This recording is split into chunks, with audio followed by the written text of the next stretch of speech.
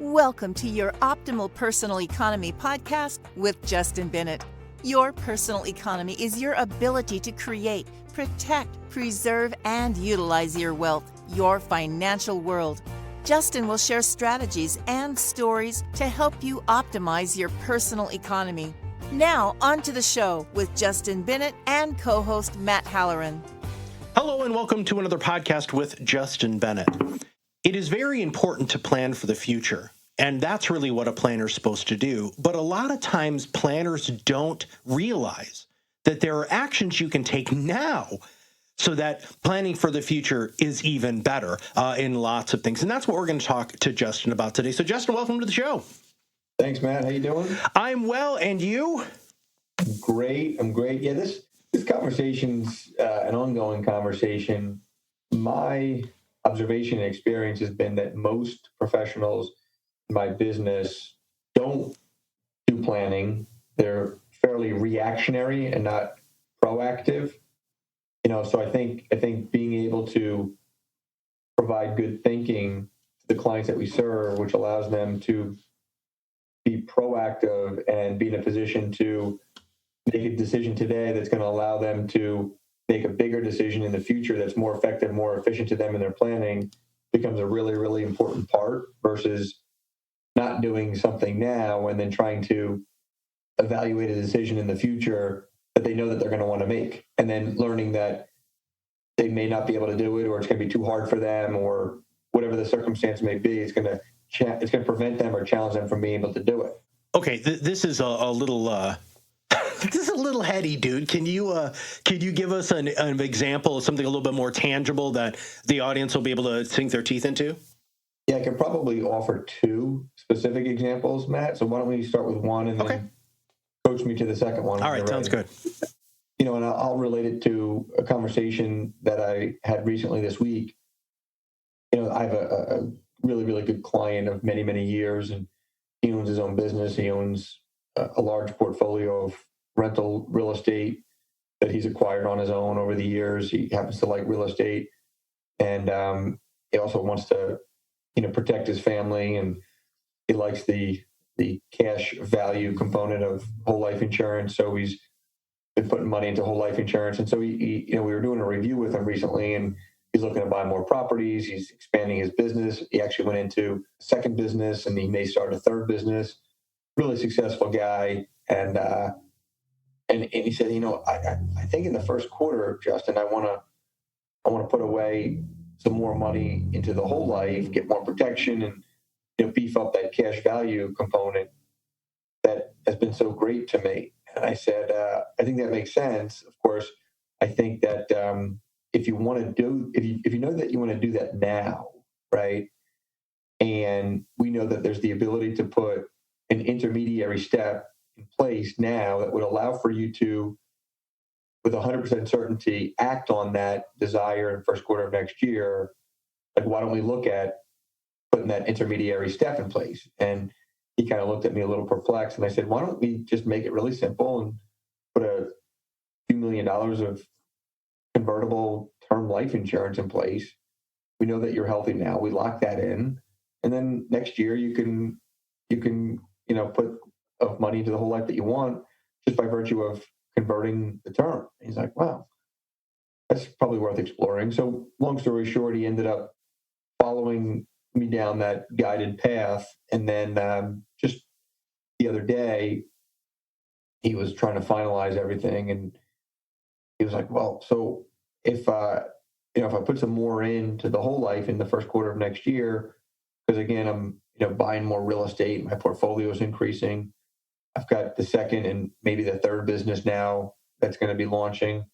Obviously it makes sense to move through time and make sure everything's balanced, which is why I'm, wanting to put more money into the whole life. He said, do you think I could convert a piece of that term in the first quarter of next year, and then I'll have many, many more years to convert as much of that as I want going forward? I said, yeah. He said, oh, that's incredible. No one ever has offered that to me or suggested that, to kind of put that intermediary step in place, because he goes, I understand that as young as I am, and I think he's in his early 40s, he's like, I know my health can change. If my health changes, I don't want to prevent myself from being able to put it in. So if we can put the term in place now and then know that I can convert it without having to go through any sort of medical testing, et cetera, and regardless of my health, and we could do it. So he put it in place, and he thought it was the greatest idea. And, I'm glad that he thought it was the greatest idea in the world. I mean, I just try to provide good thinking to people that give me an understanding of what they want. Mm-hmm. So that's probably one example, Matt. Well, and see if we can come up with, you said you had two examples, but the other one has to do with, again, acting early and creating a discipline surrounding that acting early. Was that a good transition to your next one? Yeah, I think that was a good prompt. All right, good. So, yeah, I mean, I think this whole idea that successful people, high-performing people tend to see a rising trend to their income. And oftentimes it spikes up fairly quickly year over year. It's not going up by 2 or 3%. Oftentimes it's going up by more than that. So, what we do with our clients is, if someone's making, call it $500,000 a year, or $350,000, whatever the number is, 400,000.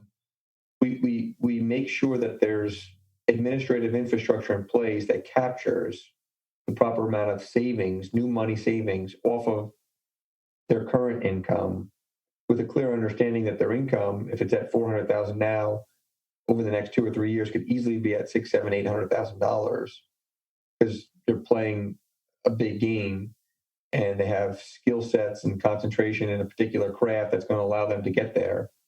And so, if we're saving a percentage of 400 and we have it systematically being saved, then when they're earning the 600 or 700, they can systematically save the same percentage. It's just going to be a higher dollar amount, and they're not going to be missing that amount because they're not overspending.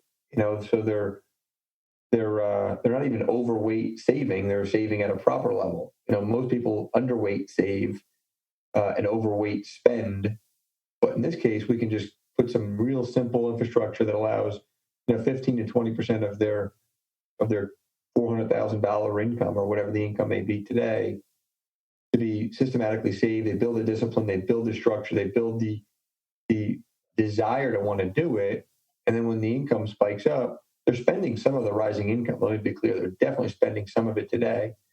But to save the 15 to 20% of a $600,000 or $700,000 or $800,000 income level, which is naturally a higher dollar amount, is very easy for them to do. And the easy thing to do then allows them to win out over the long term with their planning and their wealth building, because they could, get to that future point in time where they want to slow down or stop working and have their assets produce their income, as opposed to them producing the income in a much sooner fashion. Starting early on either of those two examples that you gave really truly can make such long-term differences when it comes to the last statement that you made there, which is your investments creating income for you instead of you having to create all of the income. That's got to be pretty freaking liberating, isn't it? It is pretty cool. I think it is pretty cool. And it's much easier to not make the decision to want to put the infrastructure and the savings and the discipline and the cash flow in place today, but it's going to make it one heck of a decision harder in the future to save new money at a higher income level if you haven't gotten used to saving new money at the current income level. Mm-hmm. Well, and rewarding yourself for your hard work is important, but also making sure that you're planning for that future by acting now is vital. All right, closing ideas or thoughts or questions I should have asked you, I didn't.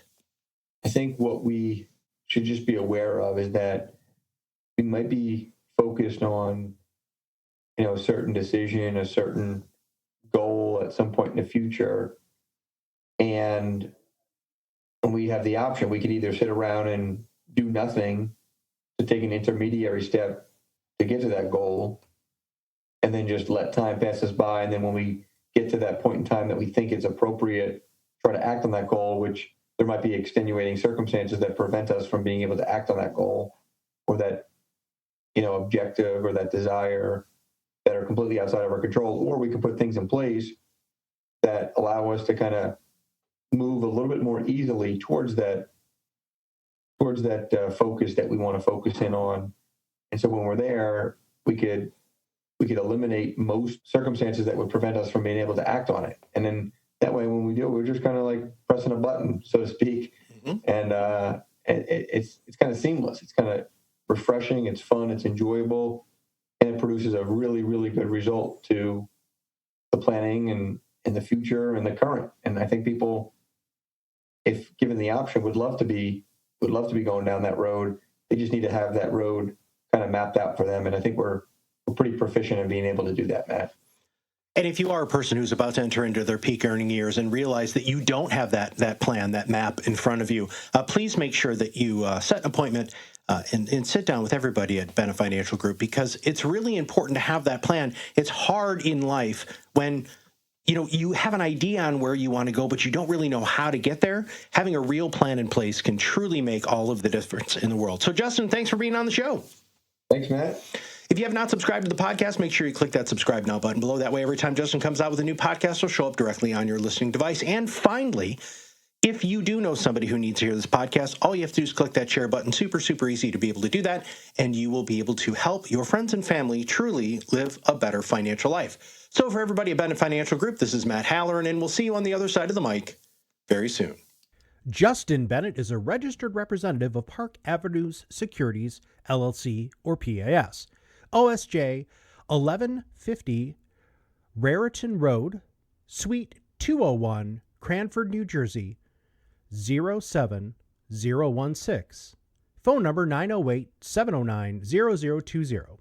Securities products are offered through PAS, member of FINRA SIPC. Financial representative of the Guardian Life Insurance Company of America. New York, New York.